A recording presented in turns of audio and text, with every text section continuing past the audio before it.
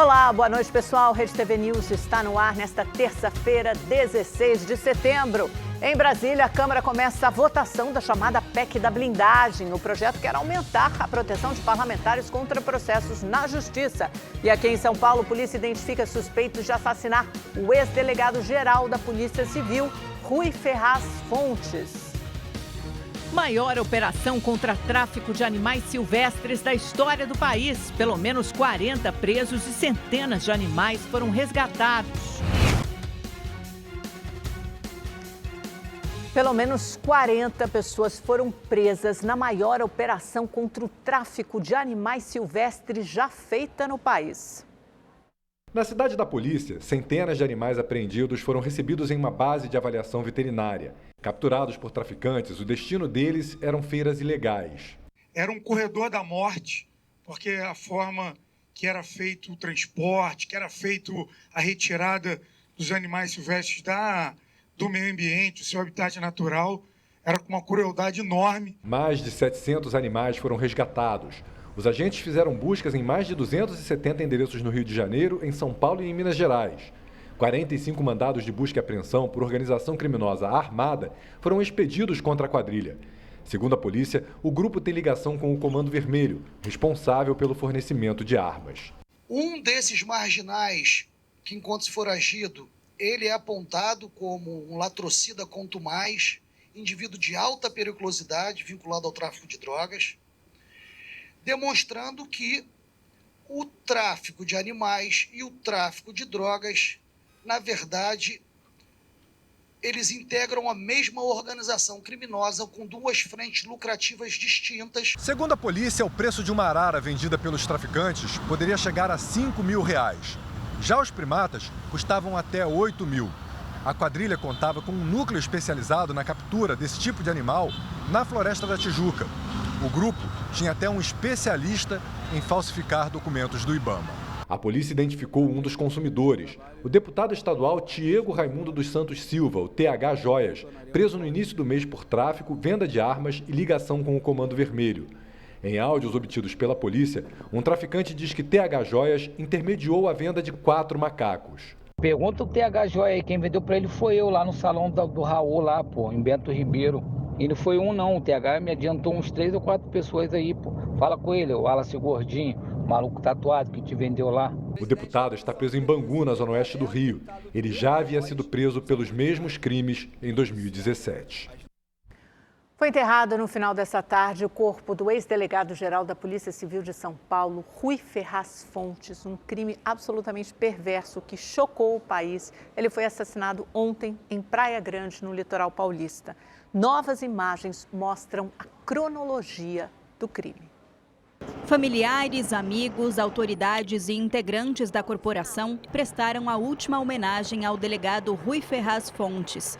O secretário da Segurança Pública, Guilherme Derrite, lamentou a morte e falou sobre o trabalho da polícia para identificar os autores do crime. Todos que participaram desse atentado terrorista, porque é isso que aconteceu contra o Dr. Rui, serão punidos severamente por isso. Vídeos de câmeras de segurança registraram a dinâmica do crime. Às 18h02, o carro dos suspeitos estaciona numa rua próxima à Secretaria de Educação de Praia Grande, onde Rui Ferraz trabalhava. Ali, eles ficam por 14 minutos, até que o carro da vítima passa e os criminosos disparam várias vezes. O delegado vira a esquina. Nessa outra imagem, dá para ver que Rui Ferraz perde o controle do veículo ao virar na avenida e bate em 2 ônibus. Nesse momento, 3 criminosos encapuzados descem armados com fuzis e atiram. A ação também foi registrada por outro ângulo e levou menos de 30 segundos. Em seguida, os criminosos conseguiram fugir. O crime também foi registrado por quem passava pela avenida. As imagens mostram o desespero das testemunhas em meio aos tiros de fuzis. Foram mais de 20 disparos. Atirou no cara. Sai de dentro. Segundo o boletim de ocorrência, os policiais encontraram 2 carros usados na ação. Um deles estava em chamas. Também foram achados carregadores de fuzil, de pistola e cápsulas. O material foi levado para a perícia. Outras 2 pessoas ficaram feridas, um homem e uma mulher, que deram entrada num hospital da região. Rui Ferraz Fontes tinha 64 anos. Ele atuou por 40 anos na Polícia Civil e investigava o PCC desde os anos 2000. O ex-delegado foi jurado de morte por Marcola, líder da facção, em 2019. Ferraz era especializado em administração geral e financeira em órgãos públicos e tinha diversos cursos antidrogas e antiterrorismo. Ele assumiu a Secretaria de Administração de Praia Grande em janeiro de 2023. No momento, a polícia tem 2 linhas principais de investigação. Vingança por conta da atuação de Rui Fontes contra os chefes do PCC e a reação de criminosos contrariados pela atuação dele na Secretaria de Administração da Prefeitura de Praia Grande. Além disso, ele tinha inimizades dentro da própria polícia, o que também não é descartado como hipótese. A polícia e o Ministério Público acreditam na participação de pelo menos 6 pessoas. Eu tenho conhecimento que desde 2019 já ocorriam ameaças contra o Dr. Rui, inclusive até com tiros que aconteceram em algumas situações, mas nesse momento ele já aposentado, né, numa outra atividade que, salvo engano, não tinha a ver com a segurança, ele acabou sofrendo uma morte que tipicamente indica vingança, indica retaliação, represália, que nós estamos investigando se diz respeito a uma continuidade daquelas ameaças anteriores ou algo recente que tenha acontecido.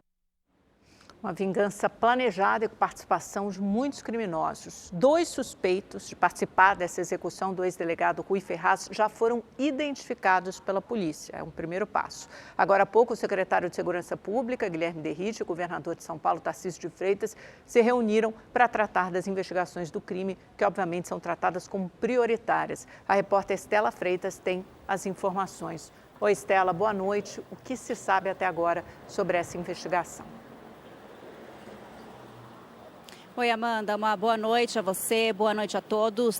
Tarcísio e Derrite falaram sobre a força-tarefa montada pelo Estado para identificar e prender esses criminosos. Por enquanto, 2 suspeitos foram identificados. Um deles tem passagens por roubo e tráfico de drogas, 2 passagens por cada crime, e também foi um menor infrator. Foram mobilizados mais de 100 policiais civis e militares ao litoral paulista. O governador falou sobre a possibilidade da participação do crime organizado. Vamos ouvir. A gente vê uma coisa, reincidência criminal. Uma pessoa que uma das pessoas que já está, inclusive, com pedido de prisão preventiva na justiça, né? E esse pedido sendo autorizado, a gente vai prender todo esforço para já prender o primeiro criminoso. É uma pessoa que tem passagem na polícia por roubo, por tráfico de drogas, agora não necessariamente tem relação, não está na nossa base de dados de faccionados. Então, não dá para afirmar que foi um crime cometido por facção criminosa. Eu não tenho dúvida que a gente vai chegar na responsabilidade, vamos esclarecer o homicídio, vamos prender os criminosos. Obviamente, um crime bárbaro, um crime que choca, mas que vai ter a resposta do Estado. O governador também disse que o ex-delegado Rui Ferraz Fontes não pediu escolta, falou que o governo estuda uma proteção automática e que o Estado pode fornecer proteção para funcionários que enfrentam o crime organizado e correm risco de morte. Ele reforçou que o governo já fornece essa segurança para autoridades, mas reconheceu que existe uma lacuna para casos como o do ex-delegado que se aposentou sem ter essa escolta de segurança. Amanda. Obrigada, Estela. Essa lacuna tem que ser fechada imediatamente. Imagina alguém que passa a carreira combatendo o crime organizado e depois da aposentadoria se vê completamente desprotegido, desguarnecido, sem uma escolta policial. O desemprego no Brasil teve uma queda e foi a 5,6% em julho. É o menor nível, no trimestre terminado em julho, né? O menor nível da série histórica do IBGE. Mais de 1 milhão de brasileiros conseguiram emprego no último ano. A ocupação também é a maior já registrada pelo Instituto. No fim do ano passado, Guilherme chegou a ficar desempregado, mas não por muito tempo. Formado em administração de empresas, encontrou o mercado de trabalho aquecido e com oportunidades batendo a porta. principalmente por conta da tecnologia, né, das oportunidades que estão chegando, né, nas pessoas.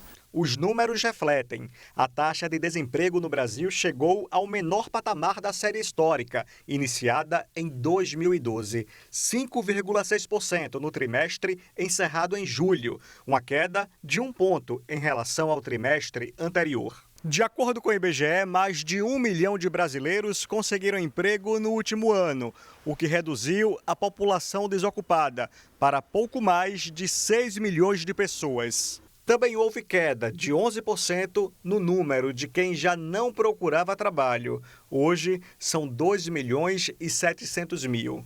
O nível de ocupação, que mostra a porcentagem de pessoas trabalhando em relação à população em idade ativa, chegou a 58,8%, o maior da série, com 102 milhões e 400 mil pessoas ocupadas.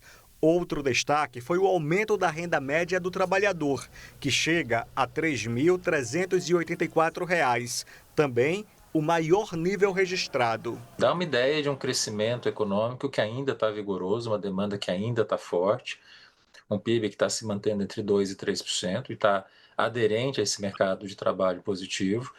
Agora, infelizmente, olhando para frente, a gente sabe que por conta do impacto desse mercado de trabalho muito aquecido na inflação, é muito provável que a gente veja essa desaceleração no mercado de trabalho acontecendo. O ex-presidente Jair Bolsonaro passou mal novamente, foi levado para o hospital em Brasília. Quem traz as informações é o repórter Matheus de Luca. Boa noite, Matheus. Essa tarde foi um susto, né? Porque da última vez, no fim de semana, ele foi ao hospital, mas tinha exames previamente agendados, né? Tinha uma intervençãozinha ali de saúde previamente agendada. Mas dessa vez não, foi no susto, foi uma emergência e se encaminhou ao hospital. Nos conte tudo. Boa noite, Amanda. Boa noite a você que nos acompanha pelo Rede TV News. Exatamente, o ex-presidente foi escoltado pela Polícia Penal ao mesmo hospital onde ele realizou essa pequena cirurgia no último domingo para retirada de lesões na pele. Por se tratar de uma emergência médica, não houve a necessidade de uma autorização prévia por parte do ministro do Supremo, Alexandre de Moraes. O filho do ex-presidente, senador Flávio Bolsonaro, conversou com a imprensa aqui na frente do hospital há alguns minutos e confirmou o quadro médico do ex-presidente Jair Bolsonaro, que teve uma crise de soluços, de vômitos e pressão baixa. Flávio Bolsonaro também confirmou a presença da mulher do ex-presidente, Michele Bolsonaro, que o acompanha neste exato momento, e disse que a expectativa é de que o ex-presidente passe a noite aqui. Obrigada, Matheus. Então ele deve passar a noite amanhã. Saberemos mais sobre o estado de saúde do presidente Bolsonaro. Vamos direto agora para a Câmara dos Deputados, que discute neste momento a chamada PEC da blindagem, porque pode beneficiar parlamentares acusados de suspeitas de crimes, né?